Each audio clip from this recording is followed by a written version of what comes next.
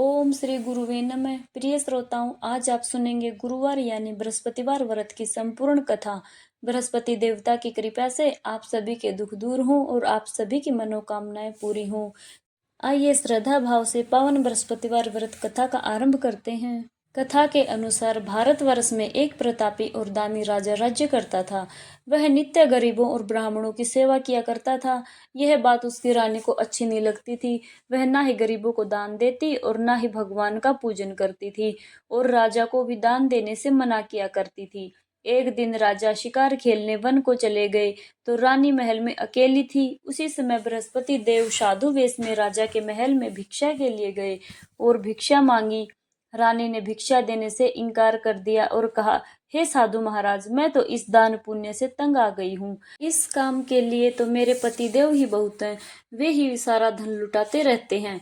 मेरी इच्छा है कि हमारा सारा धन नष्ट हो जाए, फिर ना रहेगा बांस ना बजेगी बांसुरी। साधु ने कहा, देवी तुम तो बड़े विचित्र हो। धन संतान तो सभी चाहते हैं, पुत्र और लक्ष्मी तो पापी के घर भी होनी चाहिए। यदि तुम्हारे पास अधिक धन है तो भूखों को भोजन दो, प्यासों के लिए प्याऊ बनवाओ, मुसाफिरों के लिए धर्मशालाएं खुलवाओ। जो निर्धन अपनी कुंवारी कन्याओं का विवाह नहीं कर सकते उनका विवाह करवा दो। ऐसे और कई काम हैं जिनके करने से तुम्हारा यश लोक परलोक में फैलेगा। परंतु रानी पर उपदेश का कोई प्रभाव ना पड़ा। कहने लगी, महाराज आप मुझे कुछ मत समझाइए। मैं ऐसा धन नहीं चाहती जो मैं हर जगह बांटती फिरूं। साधु ने उत्तर दिया कि यदि तुम्हारी ऐसी इच्छा है तो तथास्तु। तुम ऐसा करना कि बृहस्पतिवार को घर को गोबर से लीपकर पीली मिट्टी से अपना सिर धोकर स्नान करना, भट्टी चढ़ाकर कपड़े धोना। ऐसा करने से आपका सारा धन नष्ट हो जाएगा। इतना कहकर वह साधु महाराज वहां से आलोप हो गए। साधु के कहे अनुसार बातों को पूरा करते करते रानी को केवल 3 बृहस्पतिवार ही बीते थे कि उसकी समस्त धन संपत्ति नष्ट हो गई। अब भोजन के लिए राजा का परिवार तरसने लगा। तब एक दिन राजा ने रानी से कहा, हे रानी तुम यही रहो, मैं दूसरे देश को जाता हूँ, क्योंकि यहाँ पर सभी लोग मुझे जानते हैं, इसलिए मैं कोई छोटा मोटा काम नहीं कर सकता। ऐसा कहकर राजा परदेश चला गया। वहां वह जंगल से लकड़ी काट कर लाता और शहर में बेचता। इस तरह से वह अपना जीवन व्यतीत करने लगा। इधर राजा के परदेश जाते ही रानी और दासी दुखी रहने लगी। एक बार जब रानी और दासी को 7 दिन बिना भोजन के रहना पड़ा तो रानी ने अपनी दासी से कहा, हे दासी, पास ही के नगर में मेरी बहन रहती है, वह बड़ी धनवान है, तू उसके पास जा और कुछ ले आ ताकि थोड़े दिन गुजर बसर हो जाए। दासी रानी की बहन के पास गई। उस दिन गुरुवार था और रानी की बहन उस समय बृहस्पतिवार व्रत की कथा सुन रही थी। दासी ने रानी की बहन को अपनी रानी का संदेश दिया, लेकिन रानी की बहन ने कोई उत्तर नहीं दिया। जब दासी को रानी की बहन से कोई उत्तर नहीं मिला तब वह बहुत दुखी हुई। उसे क्रोध भी आया। दासी ने वापस आकर रानी को सारी बात बता दी। सुनकर रानी ने अपने भाग्य को कोसा। उधर रानी की बड़ी बहन ने सोचा कि मेरी बहन की दासी आई थी, परंतु मैं उससे बोली नहीं, इससे वह बहुत दुखी हुई होगी। कथा सुनकर और पूजन समाप्त करके वह अपनी बहन के घर आई और कहने लगी, हे बहन, मैं बृहस्पतिवार का व्रत कर रही थी, तुम्हारी दासी मेरे घर आई थी, परंतु जब तक कथा होती है तब तक हम लोग ना उठते हैं और ना ही बोलते हैं, इसलिए मैं नहीं बोली। कहो दासी क्यों गई थी? रानी बोली, बहन तुमसे क्या छुपाऊं, हमारे घर में खाने तक को अनाज नहीं था। ऐसे कहते कहते रानी की आंखें भर आई। उसने दासी समेत पिछले 7 दिनों से भूखे रहने की बात अपनी बहन को विस्तार पूर्वक सुनाई। रानी की बहन बोली, देखो बहन, भगवान बृहस्पति देव सबकी मनोकामना पूर्ण करते हैं। देखो शायद तुम्हारे घर में अनाज रखा हो। पहले तो रानी को विश्वास नहीं हुआ, फिर बहन के आग्रह करने पर उसने अपनी दासी को घर के अंदर भेजा तो उसे सचमुच अनाज से भरा हुआ एक घड़ा मिल गया। यह देखकर दासी को बड़ी हैरानी हुई। दासी रानी से कहने लगी, हे रानी, जब हमको भोजन नहीं मिलता तो हम व्रत ही तो करते हैं, इसलिए क्यों ना इनसे व्रत की कथा और विधि पूछ ली जाए ताकि हम भी व्रत कर सकें।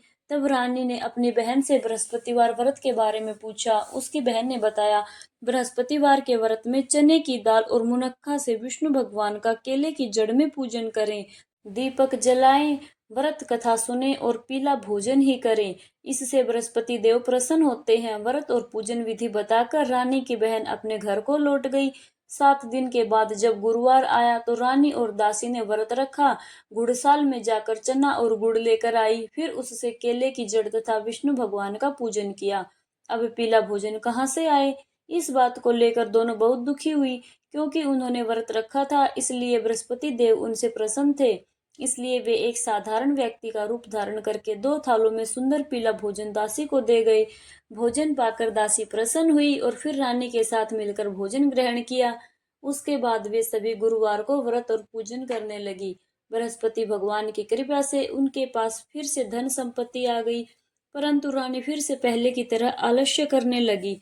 तब दासी बोली, देखो रानी, तुम पहले भी इसी प्रकार आलस्य करती थी। तुम्हें धन रखने में कष्ट होता था, इस कारण सभी धन नष्ट हो गया।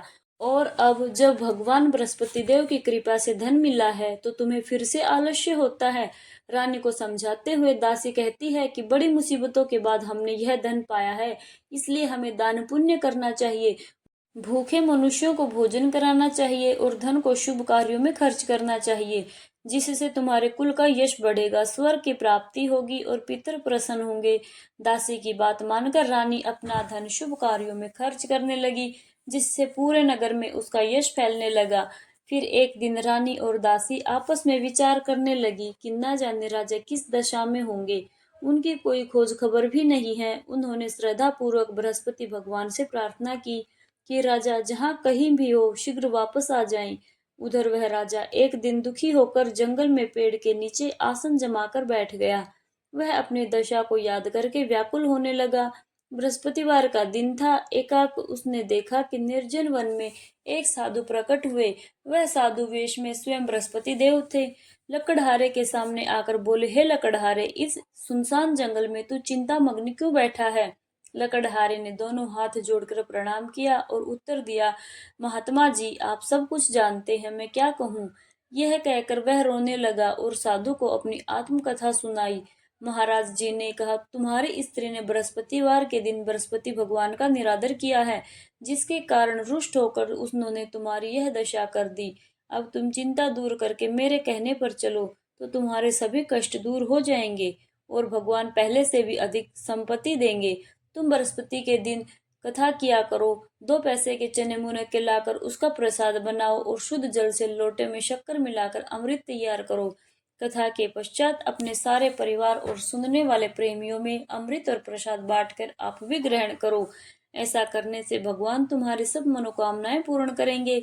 साधु के ऐसे वचन सुनकर लकड़हारा बोला, हे प्रभु, मुझे लकड़ी बेचकर इतना पैसा भी नहीं मिलता जिससे भोजन के बाद मैं कुछ बचा सकूं।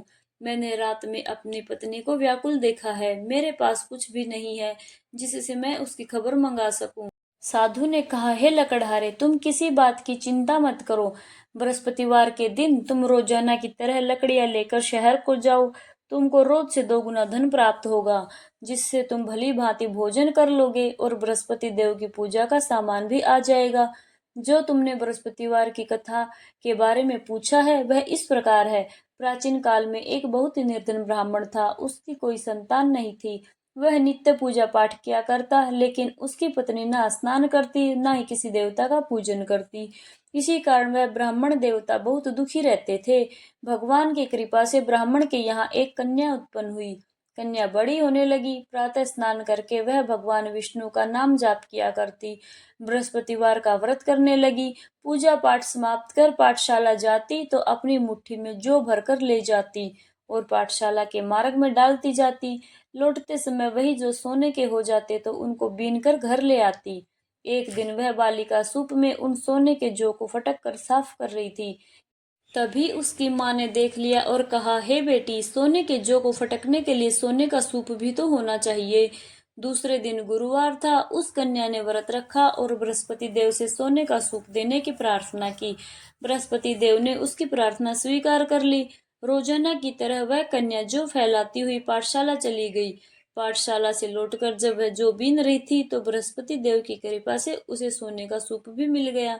उसे वह घर ले आई और उससे जौ साफ करने लगी। परंतु उसकी माँ का वही ढंग रहा। एक दिन की बात है, कन्या सोने के सूप में जब जो साफ कर रही थी तो उसी समय उस नगर का राजकुमार वहां से निकला। कन्या के रूप और कार्य को देखकर वह उस पर मोहित हो गया। राजमहल आकर वह भोजन और जल त्याग कर उदास होकर लेट गया। राजा को जब राजकुमार द्वारा अन्न जल त्यागने का समाचार पता चला तो अपने मंत्रियों के साथ वह अपने पुत्र के पास गया और कारण पूछा। राजकुमार ने राजा को उस लड़की के घर का पता भी बता दिया। मंत्री उस लड़की के घर गया। मंत्री ने ब्राह्मण के सामने राजा की ओर से निवेदन किया। कुछ ही दिन बाद ब्राह्मण की कन्या का विवाह राजकुमार के साथ संपन्न हो गया। इधर कन्या के घर से जाते ही ब्राह्मण देवता के घर में पहले की तरह गरीबी का निवास हो गया। एक दिन दुखी होकर वह ब्राह्मण अपनी पुत्री से मिलने गया। बेटी ने पिता की अवस्था को देखा और अपनी माँ का हालचाल पूछा। ब्राह्मण ने सभी हाल कह सुनाया। तब कन्या ने बहुत सारा धन देकर अपने पिता को विदा किया। लेकिन कुछ दिन बाद फिर वही हाल हो गया। ब्राह्मण फिर अपनी कन्या के यहाँ गया और सभी हाल कहा तो पुत्री बोली, हे पिताजी, आप माता जी को यहाँ लिवा लाइए। मैं उन्हें वह विधि बता दूंगी जिससे गरीबी दूर हो जाए। ब्राह्मण देवता अपनी पत्नी को साथ लेकर अपनी पुत्री के पास राजमहल पहुंचे तो पुत्री अपनी माँ को समझाने लगी, हे माँ, तुम प्रातः काल स्नान आदि करके विष्णु भगवान का पूजन करो तो सब दरिद्रता दूर हो जाएगी। परंतु उसकी माँ ने उसकी एक भी बात नहीं मानी। वह प्रातः काल उठकर अपनी पुत्री की बची जूठन को खा लेती थी। एक दिन उसकी पुत्री को बहुत गुस्सा आया। उसने अपनी माँ को एक कोठरी में बंद कर दिया। प्रातः उसे स्नान आदि करा के पूजा पाठ करवाया तो उसकी माँ की बुद्धि ठीक हो गई। इसके बाद वह नियम से पूजा पाठ करने लगी और प्रत्येक बृहस्पतिवार को व्रत करने लगी। इस व्रत के प्रभाव से मृत्यु के बाद वह स्वर्ग को गई। वह ब्राह्मण भी सुख पूर्वक इस लोक का सुख भोग कर स्वर्ग को प्राप्त हुआ। इतना कहकर साधु अंतर्ध्यान हो गए। धीरे धीरे समय बीतने पर फिर वही बृहस्पतिवार का दिन आया। लकड़हारा जंगल से लकड़ी काटकर किसी शहर में बेचने गया। उसे उस दिन और दिनों से भी अधिक धन मिला। राजा ने चना गुड़ आदि लेकर गुरुवार का व्रत किया। उस दिन से उसके सभी क्लेश दूर हो गए। परंतु जब दोबारा गुरुवार का दिन आया तो बृहस्पतिवार का व्रत करना भूल गया। इस कारण बृहस्पति भगवान नाराज हो गए। उस दिन उस नगर के राजा ने विशाल यज्ञ का आयोजन किया था और शहर में यह घोषणा कर दी कि कोई भी मनुष्य अपने घर में भोजन न बनाए और आग न जलाए। समस्त जनता मेरे यहाँ पर भोजन करने के लिए आए। इस आज्ञा को जो नहीं मानेगा उसे फांसी की सजा दी जाएगी। इस तरह की घोषणा संपूर्ण नगर में करवा दी गई।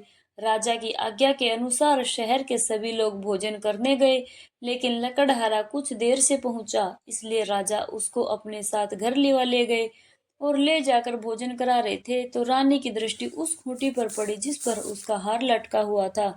वह वहां पर नहीं दिखाई दिया। रानी ने निश्चय किया कि मेरा हार इसी मनुष्य ने चुरा लिया है। उसी समय सिपाहियों को बुलाकर उसको कारागार में बंद करवा दिया गया। जब लकड़हारा कारागार में पड़ गया और बहुत दुखी होकर विचार करने लगा कि ना जाने कौन से पूर्व जन्म के कर्म से मुझे यह दुख प्राप्त हुआ है, और उसी साधु को याद करने लगा जो कि जंगल में मिला था। उसी समय तत्काल बृहस्पति देव साधु के रूप में प्रकट हुए और उसकी दशा को देखकर कहने लगे, अरे मूर्ख, तूने बृहस्पति देव की कथा नहीं करी, इस कारण तुझे यह दुख प्राप्त हुआ है। अब चिंता मत कर। बृहस्पतिवार के दिन कारागार के दरवाजे पर 4 पैसे पड़े मिलेंगे। उनसे तू बृहस्पति देव की पूजा करना, तेरे सभी कष्ट दूर हो जाएंगे। बृहस्पति के दिन उसे 4 पैसे मिले। लकड़हारे ने कथा कही। उसी रात को बृहस्पति देव ने उस नगर के राजा को स्वप्न में कहा, हे राजा, तुमने जिस आदमी को कारागार में बंद कर रखा है वह निर्दोष है। वह राजा है, उसे छोड़ देना। रानी का हार उसी खूंटी पर लटका है। अगर तू ऐसा नहीं करेगा तो मैं तेरे राज्य को नष्ट कर दूंगा। इस तरह रात के स्वप्न को देखकर राजा प्रातः काल उठा और खूंटी पर हार देखकर लकड़हारे को बुलाकर क्षमा याचना की और लकड़हारे को योग्य सुंदर वस्त्र आभूषण देकर विदा किया। बृहस्पति देव की आज्ञा अनुसार लकड़हारा अब अपने नगर को चल दिया। राजा जब अपने नगर के निकट पहुंचा तो उसे बड़ा आश्चर्य हुआ। नगर में पहले से अधिक बाग, तालाब, कुएं तथा बहुत सी धर्मशालाएं, मंदिर आदि बन गए हैं। राजा ने पूछा, यह किसका बाग और धर्मशाला है? तब नगर के सब लोग कहने लगे, यह सब रानी और बांदी के हैं। तो राजा को आश्चर्य हुआ और गुस्सा भी आया।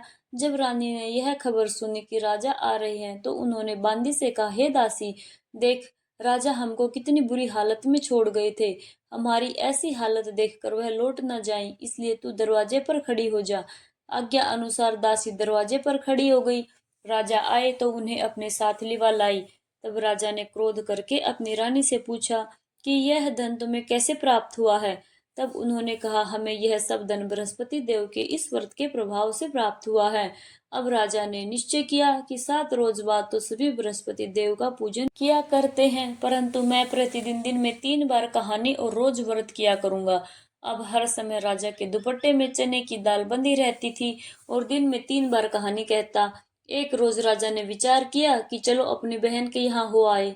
इस तरह निश्चय कर राजा घोड़े पर सवार होकर अपनी बहन के यहाँ जाने लगा। मार्ग में उसने देखा कि कुछ आदमी एक मुर्दे को लिए जा रहे हैं। उन्हें रोककर राजा कहने लगा, अरे भाइयों, मेरे बृहस्पति देव की कथा सुन लो। वे बोले, लो, हमारा तो आदमी मर गया है, इसको अपनी कथा की पड़ी है। परंतु कुछ आदमी बोले, अच्छा, कहो, हम तुम्हारी कथा भी सुनेंगे। राजा ने दाल निकाल ली और जब कथा आधी हुई तो मुर्दा हिलने लग गया और जब कथा समाप्त हुई तो राम राम कह के खड़ा हो गया। आगे मार्ग में उसे किसान खेत में हल चलाता मिला। राजा ने उसे देखा तो उससे बोले, अरे भैया, तुम मेरी बृहस्पतिवार की कथा सुन लो। किसान बोला, जब तक मैं तेरी कथा सुनूंगा तब तक 4 हरैया जोत लूंगा। जा अपनी कथा किसी और को सुनाना। इस तरह राजा आगे चल गया। राजा के हटते ही बैल पछाड़ खाकर गिर गए और उस किसान के पेट में बड़ी जोर का दर्द होने लगा। उसी समय उसकी माँ रोटी लेकर आई। जब उसने यह देखा तो अपने पुत्र से सब हाल पूछा और बेटे ने सभी हाल कह दिया। तो बुढ़िया दौड़ी दौड़ी उस घुड़सवार के पास गई और उससे बोली कि मैं तेरी कथा सुनूंगी, तू अपनी कथा मेरे खेत पर चलकर ही कहना। राजा ने बुढ़िया के खेत पर जाकर कथा कही, जिसके सुनते ही बैल उठ खड़े हुए और किसान के पेट का दर्द भी बंद हो गया। राजा अपनी बहन के घर पहुंचा। बहन ने भाई की खूब मेहमानबाजी की। दूसरे रोज प्रातःकाल राजा जगा तो वह देखने लगा कि सब लोग भोजन कर रहे हैं। राजा ने अपनी बहन से कहा, ऐसा कोई मनुष्य है जिसने भोजन ना किया हो और जो मेरी बृहस्पतिवार व्रत की कथा सुन ले। बहन बोली, हे भैया, यह देश ऐसा ही है। पहले यहाँ लोग भोजन करते हैं, बाद में अन्य काम करते हैं। अगर कोई पड़ोस में हो तो देख के आती हूँ। वह ऐसा कहकर देखने चली गई, परंतु उसे ऐसा कोई व्यक्ति नहीं मिला जिसने भोजन ना किया हो। अतः वह एक कुम्हार के घर गई, जिसका लड़का बीमार था। उसे मालूम हुआ कि उनके यहाँ 3 रोज से किसी ने भोजन नहीं किया। रानी ने अपने भाई की कथा सुनने के लिए कुम्हार से कहा। वह तैयार हो गया। राजा ने जाकर बृहस्पतिवार की कथा कही, जिसको सुनकर उसका लड़का ठीक हो गया। अब तो राजा की प्रशंसा होने लगी। एक दिन राजा ने अपनी बहन से कहा, हे बहन, अब हम अपने घर को जाएंगे, तुम भी तैयार हो जाओ। राजा की बहन ने अपनी सास से कहा। सास ने कहा, हाँ, चली तो जाना, परंतु अपने लड़कों को मत लेके जाना, क्योंकि तेरे भाई के कोई संतान नहीं है। बहन ने अपने भैया से कहा, हे भैया, मैं तो चलूंगी, पर कोई बालक नहीं जाएगा। राजा बोला, जब कोई बालक ही नहीं जाएगा तब तुम भी जाकर क्या करोगी। बड़े दुखी मन से राजा अपने नगर को लौट आया। राजा ने अपनी रानी से कहा, हम निर्वंशी राजा हैं, हमारा मुंह देखने का धर्म भी नहीं है और कुछ भोजन आदि नहीं किया। रानी बोली, हे प्रभु, बृहस्पति देव ने हमें सब कुछ दिया है, वह हमें संतान भी अवश्य देंगे।